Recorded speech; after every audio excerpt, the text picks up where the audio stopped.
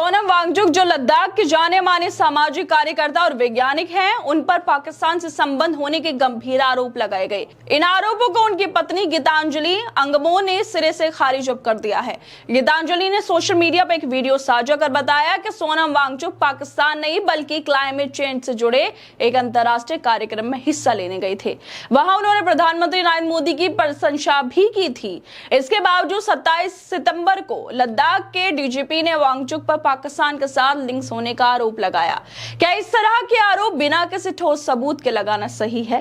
क्या ये न्याय है कि एक वैज्ञानिक और सामाजिक कार्यकर्ता को जब लद्दाख में वो अपने अधिकारों की बात करता है तो उस पर ऐसे आरोप लगाए जाए?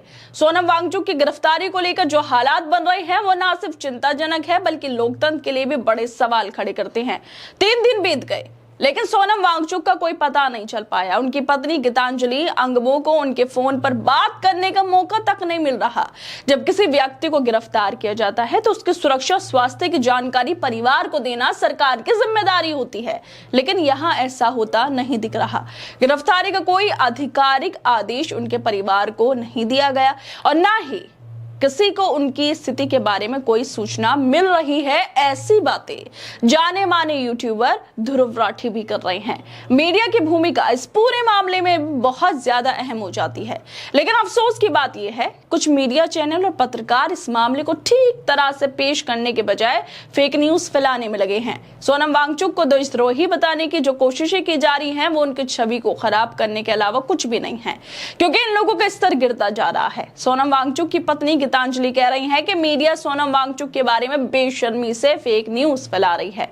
इन लोगों का काम बस सत्ता के लिए ही काम करना रह गया। इनका स्तर दिन ब दिन गिरता जा रहा है। सोनम वांगचुक की पत्नी गीतांजलि का कहना है कि मीडिया उनकी छवि को बिगाड़ने में कोई कसर नहीं छोड़ रही।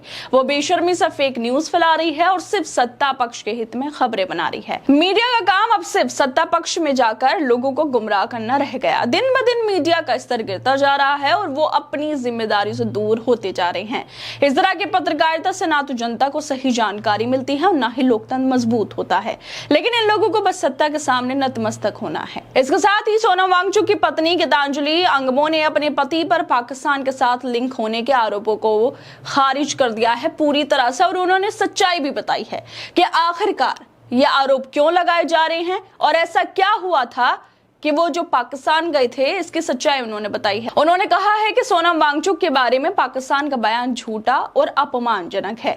हमें संयुक्त राष्ट्र जलवायु सम्मेलन में आमंत्रित किया गया था, जहां उन्होंने सिंपल लाइफ जैसी पहल के लिए पीएम मोदी की प्रशंसा की थी।